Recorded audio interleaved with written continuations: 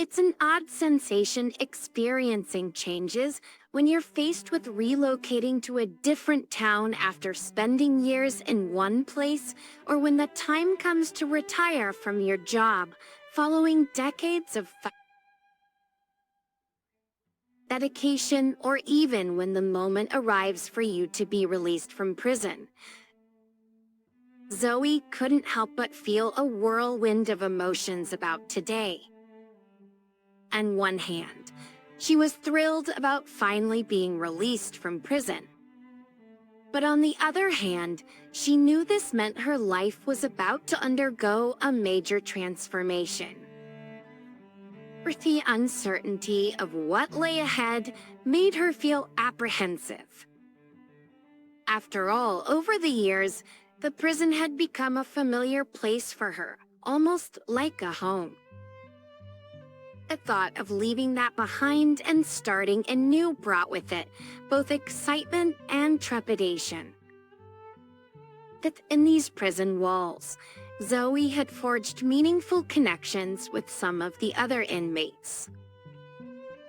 Over time, these friendships blossomed and her fellow prisoners became like a family to her. It's their shared experiences and support had helped them to cope with the challenges of incarceration, making their bonds all the more significant. Packing a suitcase wasn't necessary for Zoe. She didn't have any personal belongings to pack. Instead, she would be given back the clothes she had arrived in, the same attire she wore on the day her sentence began. This simple act of putting on her old clothes would mark the first step towards re-entering a world that had undoubtedly changed during her time behind bars. Zoe hadn't planned any special farewell with her friends to commemorate her departure. But as she prepared to leave, she noticed the envious glances from some of the inmates who still had time left on their sentences. These lingering gazes served as a reminder that not everyone was fortunate enough to regain their freedom just yet. So it's your time, huh? Wow, it really has been 10 years. I can't believe it, so his cellmate remarked. Her voice tinged with disbelief and a hint of sadness. Yeah, me neither.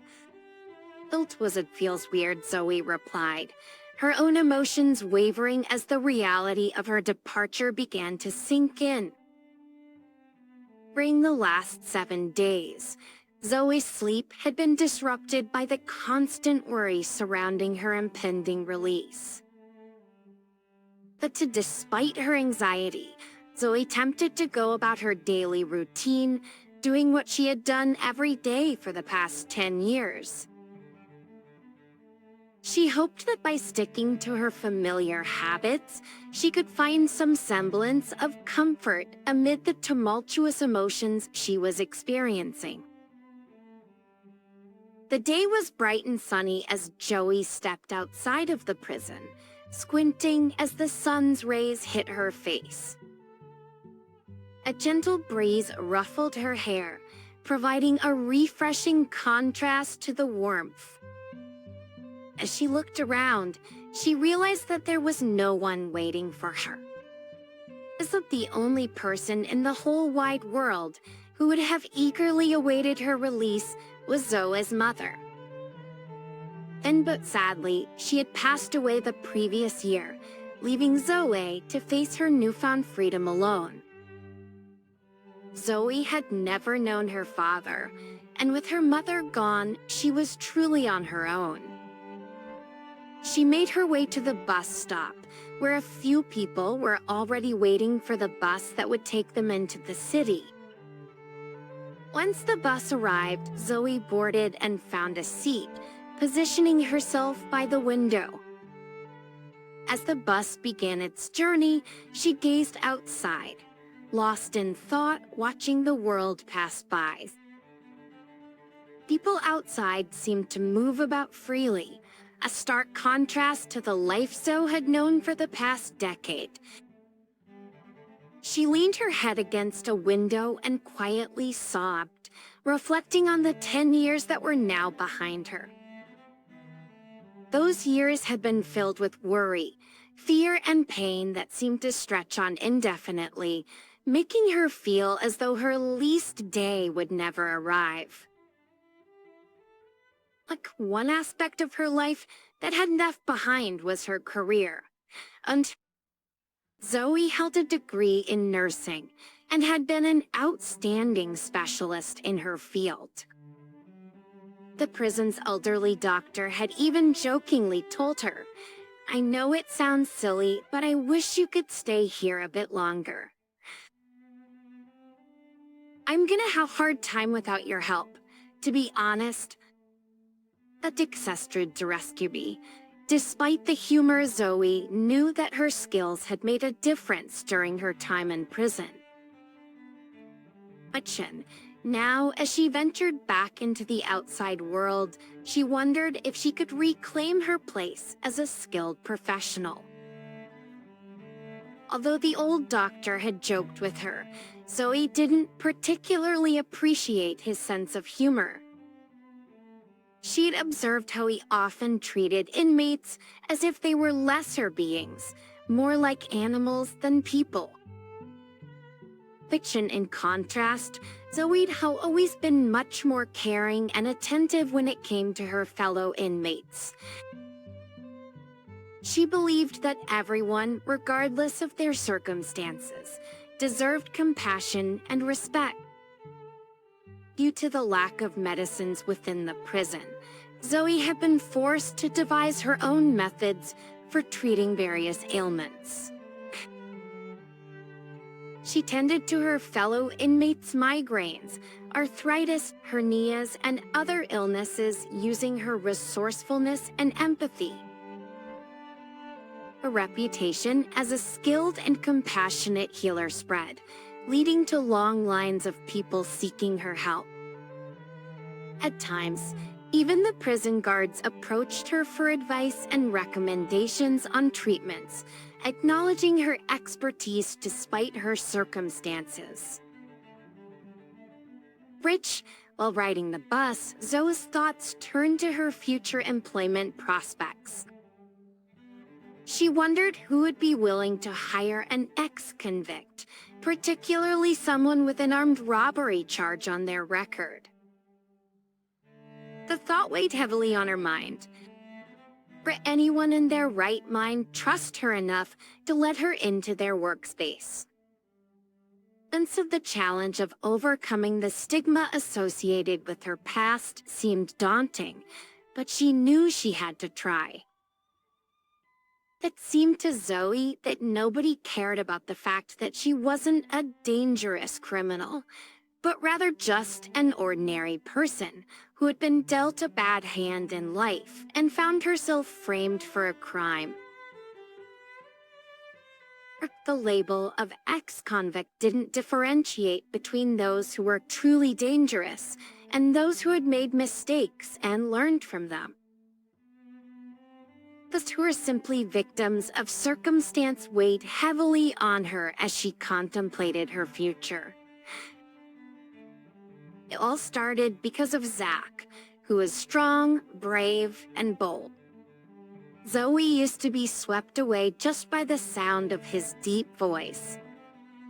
They first met when Zoe was providing care for Mrs. Andrews, Zach's elderly grandmother. The devoted grandson was always courteous, showering his grandma with gifts and sweets. He displayed genuine politeness and care for her well-being, which endeared him to Zoe even more. His outwardly kind nature made it difficult for Zoe to see through his intentions and ultimately led her down a path she would never have chosen for herself. One day, Zach invited Zoe to a lavish restaurant and spared no expense, showering her with extravagant delicacies. Soon the two were drawn to each other, and it wasn't long before they were caught up in a passionate love affair. However, their happiness was short-lived as the police unexpectedly knocked on Zoe's door one day. After intervals of years, despite the cries and screams of her distraught mother, they took Zoe away, changing the course of her life forever. As her case was being investigated, Zoe gradually uncovered the truth about Zach. He wasn't the noble prince she had believed him to be, but rather a deceitful crook. Zoe had a keychain with keys to her patients' homes, as people trusted the young caregiver with access to their houses. It showed in some cases they had no other choice. They were simply too weak to get up and answer the door themselves, and it wasn't practical to constantly rely on relatives for assistance. Unbeknownst to Zoe, this trust she had earned from her patients would be exploited by the very person she had fallen in love with. Zach had taken advantage of the keys in Zoe's possession and robbed several apartments. Eventually, he was apprehended by the police, but instead of owning up to his crimes, he shifted the blame onto Zoe. He claimed that she was the mastermind behind all the robberies, painting her as the brains behind the criminal operation.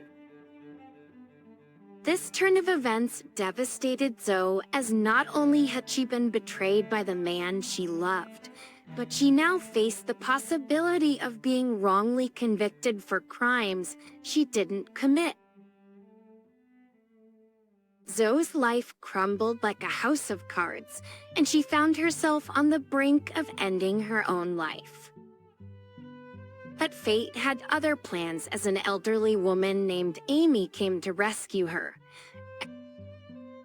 Amy was a wise, older inmate who was serving time for accidentally killing her abusive husband. But despite her own struggles, Amy's arrival proved to be a turning point for Zoe. The two women formed a bond that would provide Zoe with the support and strength she needed to face the challenges that lay ahead. Don't even think about that. You're so young and beautiful. Whatever happens, just keep doing good and forget about the past. You'll see what happens. Mark my word. Her tempting fate dreamed battling fears, and would stay with her for years to come, serving as a source of comfort and motivation during her darkest moments.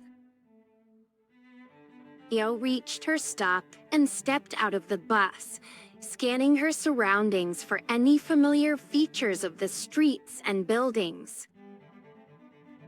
It had been 10 years since she last saw this place, and she knew that much had changed. Her favorite coffee shop was nowhere to be found, replaced instead by a bank office. As she walked along the streets, Zoe couldn't help but feel disoriented by the unfamiliar surroundings. The once familiar neighborhood was now filled with new shops, restaurants, and buildings that she didn't recognize.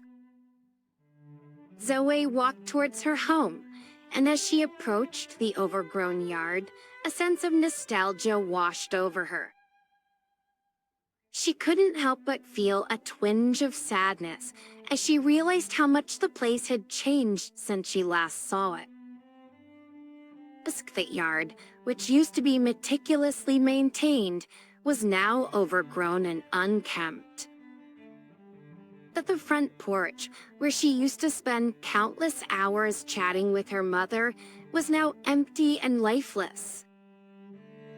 Despite the dilapidation, Zoe felt a sense of comfort and familiarity in returning to her childhood home. She knew that she had a long road ahead of her, but in this moment, she allowed herself to simply bask in the memories of her past, Zoe walked into the silent house, devoid of any signs or sounds of her mother's presence. She sank down onto the couch and buried her face in her palms, feeling the weight of her grief and loss wash over her. She couldn't help but imagine her poor mother, crying alone, unable to afford a good lawyer to help her daughter during the trial. The pain of this realization brought tears to Zoe's eyes, and she cried silently for the mother who would never be able to welcome her back home. She knew that she had to find a way to move forward and make the most of the life that she had been given, but the sense of loss and sorrow was overwhelming. That the overwhelming emotion she was feeling, Zoe was determined not to shed any more tears. She stood up and walked towards the mirror, staring at her reflection. But with a steely resolve, she ordered herself to smile, even if it felt forced. As she looked at herself in the mirror, Zoe realized that this would be a long and difficult journey, but she was determined to make the most of it. "Come on, pull up your socks," Zoe, she muttered to herself, staring determinedly at her own reflection in the mirror. "No complaints, no regrets, you can do this." Just with renewed determination, Zoe set to work cleaning and tidying up the house. She grabbed a bucket and a mop and began scrubbing the floors, determined to make the most of the life she had been given. Upset to the city, despite the overwhelming sense of loss and grief, Zoe knew that she had to keep moving forward, one step at a time. A week later, Zoe received a phone call from her old friend Hannah, whom she used to work with. Hannah had been in touch with Zoe's mother and had learned of her release from prison through her. Zoe was grateful to hear a friendly voice on the other end of the line and eagerly caught up with her old friend, sharing stories about what had happened in the years since they last spoke. And for a moment, Zoe was transported back to a time where her life had been turned upside down, and it felt good to have a sense of normalcy again. "So what's the plan now?" Hannah asked. "I need a job to feed myself to begin with," Zoe replied. "Actually, you know what? We've got to meet as soon as possible. I think I can help you with just that. I was offered a very well-paying job recently, but I can't leave my current job." "Why don't you take it?" Hannah suddenly perked up. "Don't even worry about the resume. Nobody cares about it at that job. Trust me." Hannah met with Zoe and told her about a wealthy family who was looking for a caregiver who could handle intense stress. The family's son had been in a terrible car accident and was now paralyzed. To the patient's nasty personality, many caregivers had just quit days after starting their work. The father was desperate and willing to hire anyone who could take care of his son, regardless of their background, as long as they could handle the unpleasant antics of the son. When Hannah mentioned the salary, Zoe's eyes widened in surprise. She couldn't believe that she would earn enough to live for a year, and even afford a better tombstone for her mother's grave. Despite her excitement, she was also apprehensive about taking on the role of caregiver for a difficult patient. However, with Hannah's encouragement, Zoe agreed to give it a try. 3 days later, Zoe found herself standing in front of a massive mansion. A stern-looking security guard demanded to see her ID before allowing her inside. Zoe felt her nerves getting the best of her, but she tried her best to remain calm and composed. As she made her way through the grand entrance and into the foyer, she couldn't help but feel a sense of awe at the opulence that surrounded her. The furnishings were all ornate and looked incredibly expensive, and the space seemed to go on forever. It was a stark contrast to her own modest apartment and reminded her of the gaping disparity in wealth and society. The house was pompous and grand, unlike anything Zoe had ever seen before, even on TV. No amount of screen time could have conveyed the true greatness of the mansion. As Zoe followed the important-looking servant through the corridors, she couldn't help but marvel at the sheer size and opulence of everything around her.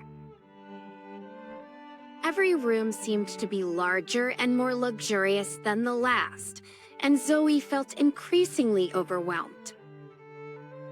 Eventually, they arrived at a massive hall that reminded Zoe of a train station vestibule. The ceiling soared so high that she felt like she was standing at the bottom of a well. Enormous chandeliers hung from the ceiling, casting a warm yellow glow across the room. The walls were lined with paintings and sculptures, and Zoe could see that every detail had been meticulously designed to convey a sense of grandeur and wealth. Zoe tried her best to appear calm and collected, even though her nerves were getting the better of her. As Zoe entered the hall, she couldn't help but notice the big oak table that dominated the center of the room. A gray-haired man was sitting at the table, and he gestured for her to take a seat across from him. Zoe approached the table and sat down, feeling the cold and intelligent eyes of the owner staring directly at her.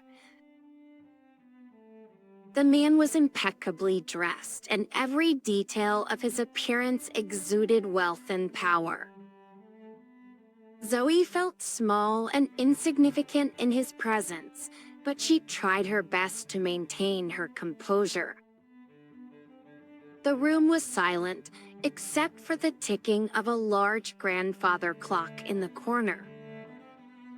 Zoe felt as if she were in a movie, and this was the pivotal scene where the hero meets the villain. Finally, after what seemed like an eternity, the man spoke. His voice was low and measured, and he spoke with the authority of someone who is used to getting what he wanted. "I have a proposition for you," he said, his eyes never leaving Zoe's. "My son is a difficult patient, as I'm sure you've been told. I've gone through countless caregivers, and none of them have been able to handle his behavior. But I sense something different about you, Miss Zoe," she replied, her voice barely above a whisper. "Miss Zoe," he repeated, "I believe you have the potential to succeed where others have failed, and I'm willing to offer you a generous compensation for your services. But be warned, my son is not an easy person to deal with." Mr. Duncan, the man introduced himself, his voice smooth and measured. "I'm Justin's father. My son is ill, and I need someone who is patient and experienced to care for him. I want to be clear with you from the start that I don't tolerate people who get hysterical over trivial matters. If you're the type of person who makes a scene out of every little thing, then you can turn around and leave right now. I need you to be honest with me and let me know if you're up for the challenge." Zoe listened carefully to Mr. Duncan's words, taking in his steely gaze and stern expression. She knew that she would need to tread carefully if she wanted to succeed in this role. Zoe nodded her head in affirmation, relieved that she had passed Mr. Duncan's initial test. He picked up his phone and dialed someone, and a few moments later, an old lady entered the hall. "Zoe, this is Mrs. Whaley, our housekeeper," Frank said, gesturing to the woman. "Mrs. Whaley, this is Zoe. She'll be taking care of Justin. Please show her everything she needs to know." Zoe noticed that Mr. Duncan's demeanor had changed, and he seemed to have lost interest in her almost immediately. She couldn't help but feel a twinge of disappointment, but she shrugged it off and focused on Mrs. Whaley, who turned out to be a sweet and tactful person. Mrs. Whaley gave Zoe a warm smile, and the two of them began to chat as they walked through the mansion. She showed Zoe the various rooms she would need to use, including the kitchen, laundry room, and Justin's bedroom. She gave Zoe detailed instructions on how to care for Justin and warned her about some of his more difficult behaviors. He can be quite stubborn at times, Mrs. Whaley confided in a low voice, but he's a good boy at heart. He just needs someone who is patient and caring to look after him. She led Zoe to the room where she would be staying. The room was small but cozy, with a comfortable bed and a window that overlooked the garden. Zoe felt a sense of relief as she looked around the room, grateful for a space to call her own in this massive mansion. "Is there anything else you need, dear?" Mrs. Whaley asked, her eyes twinkling with kindness. Zoe shook her head, feeling a sense of gratitude towards the older woman. "Nope, this is perfect. Thank you so much for showing me around, Mrs. Whaley. I really appreciate it." Mrs. Whaley smiled warmly at Zoe, patting her hand affectionately. "You're welcome, dear. We're all here to support you in any way we can. Now, let's get you settled in, shall we? You can take a shower, wear the uniform, and start your work. Call me when you're ready. I will introduce you to Justin. You'll find everything you need in that closet." "Great," Zoe replied, feeling grateful for Mrs. Whaley's help. "Thank you again for everything." Mrs. Whaley gave Zio one last smile before departing, leaving Zoe alone in the room. Zoe took a good look around the room, feeling a sense of relief that she had a private space to call her own. She was grateful for the spaciousness and brightness of the room, which helped to alleviate some of her initial nerves. As she inspected the room, Zoe noticed that there was a bathroom and a toilet attached to the room, which made things even more convenient for her. She saw a uniform hanging in the closet and immediately changed into it, feeling a sense of professionalism wash over her. She knew that this was a serious job and wanted to make sure that she was dressed appropriately. Zoe also took the medical room, located just across from her new residence. She peeked inside and was amazed to see the latest medical tools and equipment laid out in neat rows. She knew that she would need to be well prepared to handle any medical emergencies that might arise and felt grateful that the resources were so easily accessible.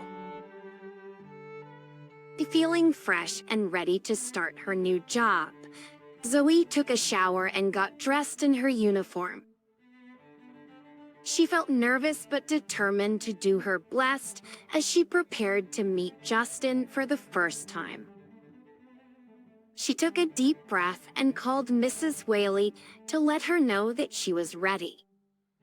So that evening, Mrs. Whaley led Zoe to the living room, which looked more like a throne room than a typical living space. The ceilings were high and the furnishings were ornate and luxurious. Zoe felt a twinge of nervousness as she followed Mrs. Whaley into the room. Sitting on a plush sofa was a beautiful woman who Zoe recognized as Mrs. Cassandra Duncan, Frank's wife. Despite her high status, Mrs. Duncan looked young and fresh and appeared to be at ease in the opulent surroundings. But to Zoe's surprise, Mrs. Duncan greeted her warmly, and they quickly established a rapport. Welcome, Zoe. It's so nice to finally meet you. I hope you're settling in well. Yes, everything is going well so far. They chatted for a while, discussing everything from Justin's condition to Zoe's own background and interests. Zoe was struck by how kind and down-to-earth Mrs. Duncan seemed despite her wealth and status. I want you to know that we're counting on you, Zoe, Mrs. Duncan said. Justin is a very difficult patient, and we've been through many caregivers before you. We're putting our trust in you, and we expect you to do your best for him. Zoe nodded her head in understanding, feeling a sense of responsibility settling on her shoulders. Don't be scared, all right? I know you've probably heard a lot about Justin, but he's not a monster. He's a bit spoiled, and the accident changed him a lot, but deep down, he's a good person. Mrs. Duncan, who is Justin's stepmother, acknowledged that Justin can be difficult to handle. Sure, as a stepmother, Justin can't stand me, but I hope you'll be able to establish a good relationship with him. She said, I'll do my best, Mrs. Duncan, Zoe replied, determined to make a good impression. Thank you for your advice and support. We're all in this together, Zoe. She emphasized, remember, if you ever need anything, just let me know. Cassandra smiled charmingly, her warm expression contrasting with the coldness in Justin's gaze. As Zoe entered the room, she took a moment to observe him. He looked a lot like his father, with the same sharp features and piercing eyes. Justin was sitting in an armchair, staring into the crackling fire in the fireplace. He didn't acknowledge Zoe's presence or reply to her greetings. When undeterred, Zoe confidently walked up to Justin, determined to make a connection with him. She stood in front of him, waiting for him to acknowledge her. But when he continued to ignore her, Zoe took a deep breath and spoke. Hello, Justin. My name is Zoe. Brick City, I'm going to be your caregiver from now on. I'm here to help you in any way that I can. Justin remained silent, his gaze fixed on the fire. Zoe waited patiently, not wanting to push too hard too soon. She took in her surroundings, noting the rich furnishings and artwork that adorned the room. She wondered what it must be like to live in such luxury. Finally, after what seemed like an eternity, Justin turned his head to look at her. His gaze was cold and piercing, and Zoe felt a shiver run down her spine, but she held his stare, refusing to back down. After a moment, Justin spoke in a low, gravely voice. I don't need your help, he said flatly. I can take care of myself. Zoe felt a twinge of frustration at his stubbornness, but she remained calm and professional. "I understand that you're used to being independent, Justin," she replied evenly, "but I'm here to make things easier for you. I can help you with anything you need, whether it's getting dressed or preparing a meal. I'm here to support you, not take away your independence. You need to come with me for an inspection." Is confrontational. Zoe felt her patience beginning to wear thin, but she knew that she needed to remain calm and professional. She quietly walked around the wheelchair and gently began pushing it towards the medical room, ignoring Justin's angry outburst. At that moment, a stream of expletives rained down on ZU, but she was not easily intimidated. As someone who had spent time in prison, she was no stranger to being on the receiving end of verbal abuse. Zoe pushed the wheelchair towards the medical room, ignoring Justin's screams and threats. She knew that this was part of the job, and she tried not to take his outbursts personally. That didn't want to expite his antics. Zoe calmly inspected Justin in the medical room, checking his vital signs and assessing his overall condition. The accident had left him with severe injuries, but his arms still moved and his reflexes were intact. That wasn't the worst case that Zoe had seen, and she felt a sense of relief that he was not completely paralyzed. As Zoe settled back into her room, her thoughts turned to Justin and the challenges that lay ahead. She knew that she needed to come up with a plan to help him, something that would improve his physical condition and also help him to trust her. As she pondered her options, a memory from her time in prison came to mind. She had developed a unique physical therapy technique that had helped many of her fellow inmates to recover from injuries and illnesses. Actually, it was a combination of yoga, massage, and strength training, and it had proven to be very effective. Zoe wondered if this technique would help Justin as well. The next day, she approached Justin with her idea, explaining the basic principles of her technique and how it had helped others in the past. "Justin, why don't we try this special massage and exercise routine? I think it'll be very helpful for you in combination with the medicine you're taking," Zoe suggested. "Go away," was Justin's response, but Zoe didn't back down. She rolled up his sleeves and gave him a tranquilizer to help him relax.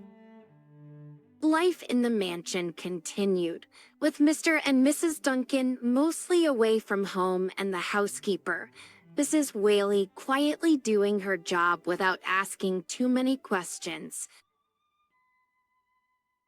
Zoe had a quiet and calm life in the large castle, but Justin kept her busy with his needs and tantrums. But despite Justin's attempts to humiliate her, Zoe remained calm and professional. She would clean up after him when he threw things and continue with her work even when he insulted her. But one day after he spat in her face during a reflex check, Zoe stood upright and addressed Justin in a quiet but firm voice. "Mr. Duncan, I envy your boldness. I am an ex-convict, by the way. Are you really not scared?" At her surprise, Justin looked at her with renewed interest, and for the first time, he seemed to see her as more than just his caregiver. He asked her what she had done, and Zoe proudly replied, "Murder and dismemberment." After that conversation, Justin stopped spitting and insulting Zoo. He seemed to have a newfound respect for her, and he allowed her to continue with her procedures without any more disruptions. Zoe felt a sense of satisfaction that she had been able to break through to Justin, and she knew that their relationship had taken a new turn. Days passed, and a month later, Zoe was summoned to meet with Mr. Duncan. "What have you decided?" "Frank, stay." Pretended Frank asked. "Jim, I'm done with my course." "Yes," Zoe replied. "Good job. You remind me of John Dart. You've the same proud poise. I'm glad you're not giving up. I wouldn't take his words to heart. He's a good kid, just not too lucky." Frank went on to explain that Justin was not only depressed because of his broken spine, but also because of the betrayal of his ex-fiancée, Christine. They had been at a private party, and Justin had asked a driver to take him and Christine home. But when Christine started dancing with another man to make Justin jealous, he had lost his temper and driven recklessly, causing a terrible crash. Christine had walked away with a few scratches, but Justin was now bound to a wheelchair for the rest of his life. I promise you I'll get up. You know what? I'm not a perfect father. I've done so much evil in life. Guess his mother died young. She couldn't take it anymore. She was tired of being afraid for her son and me. This fortune of mine is stained with blood. I guess I'm paying for it now. His second wife, Cassandra, is a good woman. She did her best to become a mother to Justin, but he was like a beast, and that's another payment. When I was in prison, a wise old woman once told me, do good and forget about it. Perhaps you need to do the same. By this time, Frank had already wept quietly. He stood up and asked if he could hug Zoe. Stood hugging for a while, and Frank said, "You are a guardian angel." "Thank you." Once you asked for some time off. The anniversary of her mother's passing was approaching, and she still had to put a tombstone on her grave. Zoe thought she could handle everything in 3 days. Frank agreed and Zoe left. She finished everything in the city. The cross on her mother's grave looked beautiful and sturdy. She planted some flowers and ordered an elegant fence. The master said it would be ready by Whit Sunday. But when she returned to the mansion, she found Cassandra upset. It was clear that she had cried a lot. She was standing dressed to leave and leaning on a suitcase with wheels. "But they're Christians, and if to say goodbye to you, Zoe," Cassandra said. Justin slandered me and told Frank that I had been cheating on him multiple times. Frank didn't even want to hear what I had to say. Zoe, mad at what Justin did, stormed into his room infuriated. She walked up to him and slapped him across the face as hard as she could. "Rascal, if she leaves, I'm leaving too. You can keep feeling sorry for yourself and your miserable fate," Zoe said. Justin didn't expect that coming. "I don't care. I will keep feeling sorry for myself. We'll figure it out with Dad. Did you have some good time off? It must have been fun partying when you're getting paid this much, huh? You're all the same. He can be bought and sold. How dare you say these things, you scoundrel?" Joey asked. "I can say whatever I want. I've been sitting here all alone while you were away partying and having fun." Justin's eyes were red with madness. He grabbed Zoe and started shaking her furiously. Zoe jerked out of his arms and ran away. Justin got up and screamed in desperation, "Stop," I said. "I hate you, you fool. I can't live without you." Justin fell on the floor. Zoe froze in her tracks, stunned by what she saw. Her method worked. Justin was able to get up on his feet on his own. She ran back and propped him back up on the wheelchair. Suddenly, Justin hugged Zoe and kissed her. "I love you more than anything in the world. I'm ready to die for you." Justin fell on the floor. Zoe was crying. She wiped away her tears and said, "Why did you hurt Cassandra?" "Apologize, please." Justin immediately dialed her number. The same night, he asked for her forgiveness in front of his father. "Cassandra, I am not proud of what I had done. I was honestly an a-hole. I would get on my knees if I could. I don't know how else I could redeem myself. I'm so sorry." Justin kissed her hands and cried. Cassandra smiled. "All right, you will get well and have a chance to get on your knees, I think," Cassandra said and looked at Zoe. Justin confessed his love to Zoe and asked for her hand. Zoe was taken aback by Justin's sudden confession of love. She had never seen this side of him before. Despite his previous behavior towards her, Zoe had to admit that Justin had changed a lot since she first arrived at Dimension, but Zoe was hesitant to give him an answer. She'd always been wary of getting too close to people, especially those with a lot of money and power. She didn't want to end up being used or hurt again. "Justin, I appreciate your honesty, and I'm glad to see how much you've changed, but I can't give you an answer right now. I need some time to think," Zoe said. Justin looked crestfallen, but he understood. He promised to give her all the time she needed. Buttons. Over the next few weeks, Justin was doing everything he could to prove his love for her. Gradually, Zoe started to see a different side of Justin. He wasn't the spoiled brat she had first met. He was kind, caring, and compassionate. Zoe started to fall in love with him too. One day, Justin and Zoe were at a beautiful beach. As Zoe pushed Justin along the shore, he asked her to put him on the ground. He sat on the sand, leaning on his wheelchair and pulled out a small box. "Zoe, I know I haven't always been the best person, but I promise to spend the rest of my life making it up to you. Will you marry me?"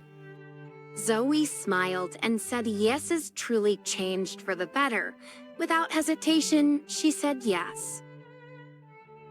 From that moment on, Zoe and Justin's relationship blossomed.